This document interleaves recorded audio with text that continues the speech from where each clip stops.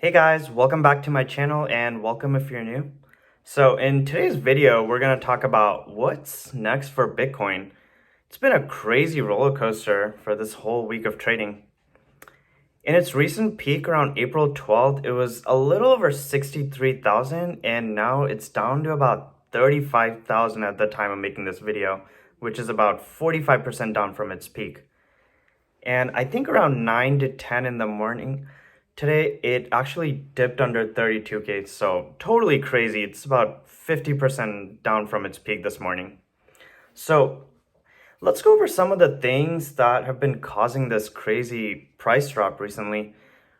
One, we know China's been tightening regulation for all crypto, including Bitcoin.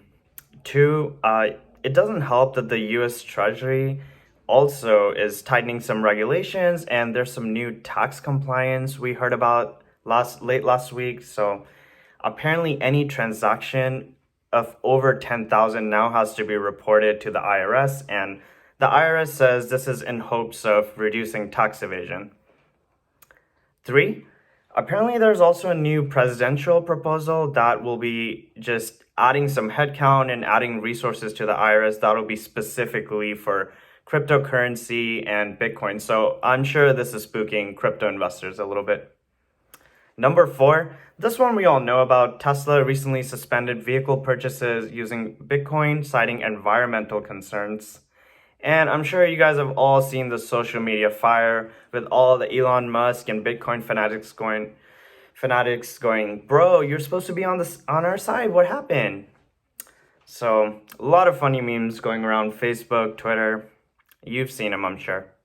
Number five, there's some reports from JP Morgan apparently showing that large institutional investors are now dumping Bitcoin for gold. So it kind of makes you question the institutional support for Bitcoin. Because I know earlier this year, we were hearing that institutional investors are starting to pick up Bitcoin, which was a really good sign for all the crypto and Bitcoin. And now we're kind of seeing the opposite. So it's a little scary. Number six, apparently there's been some Wall Street analysts that have been sounding the alarm for increased regulation. So I'm sure a lot of the price decline on top of everything else has been based on the expectation of additional regulation. So a lot of things going on. With all that being said, here's what I think. We all know that crypto and including Bitcoin is super volatile, so there's nothing new about this. I think it's a fantastic buying opportunity.